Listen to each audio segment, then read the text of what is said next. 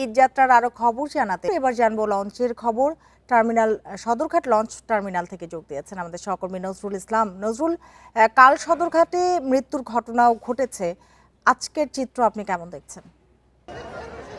গতকাল যেহেতু আসলে এই সদরঘাটে ঈদযাত্রাকে কেন্দ্র করে একটি দুর্ঘটনার ঘটনা ঘটেছে, সেই ঘটনার তদন্তে কিন্তু 6 সদস্য তদন্ত কমিটি গঠন করা হয়েছে ইতিমধ্যে। তো সেই জায়গা থেকে আজকে আমি এই মুহূর্তে আছি রাজধানীর সদরঘাটের লঞ্চ টার্মিনালে। এখানে কিন্তু আসলে আর মাত্র কয়েক ঘন্টা, অর্থাৎ আগামীকাল যদি ঈদের শাওয়াল মাসের চাঁদ দেখা যায়, হয়তো আর কয়েক ঘন্টা পরেই, হয়তো হাতে গোনা কয়েক ঘন্টা পরেই যে ঈদের মাহেন্দ্রক্ষণ, সেই ঈদের মাহেন্দ্রক্ষণটি আসলে।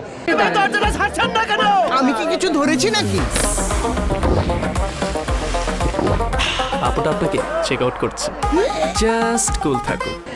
শুরু হবে সেই জায়গা থেকে কেন্দ্র করে কিন্তু ঈদ যাত্রা সদরঘাটে পুরো প্রত্যেকটা পল্টনে কিন্তু আসলে যে এই দক্ষিণাঞ্চলে, দেশের দক্ষিণ অঞ্চলের যে মানুষের যাতায়াত ঈদকে কেন্দ্র করে এবং লঞ্চের জন্য অপেক্ষা, সব কিছু মিলিয়ে কিন্তু সেই ঈদ আনন্দ চোখে পড়ার মতো। সেই জায়গা থেকে কিন্তু আজ সকাল থেকে এই পর্যন্ত 50টিরও অধিক লঞ্চ আসলে ছেড়ে চলে গিয়েছে। ইতিমধ্যে সদরঘাটের এই পল্টনে আরও 9 থেকে 10টি লঞ্চ অপেক্ষমান রয়েছে, তারা আসলে যাত্রীদেরকে নিচ্ছে।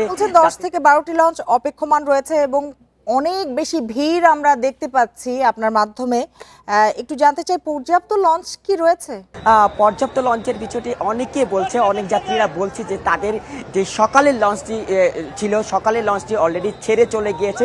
তাদেরকে বলা হয়েছিল যে সকালে না, সেটি আসলে বিকেল অথবা সন্ধ্যার পর ছাড়া হবে। এই যাত্রীরাও কিন্তু সদরঘাটের পল্টনে অপেক্ষমান রয়েছে। একই সাথে সাধারণ রেগুলার যারা বলেছিল যে আসলে বিকেলের পর, অর্থাৎ সন্ধ্যার পর রাত 9:40 থেকে 10:05-এর মধ্যে যে লঞ্চগুলো চলে যাবে, সেই অপেক্ষমান যাত্রীরাও তারা এখানে আসছে। তো সবকিছু মিলিয়ে এই ছিল বিকেলের রাজধানীর সদরঘাটের ঈদ যাত্রার সবশেষ খবর।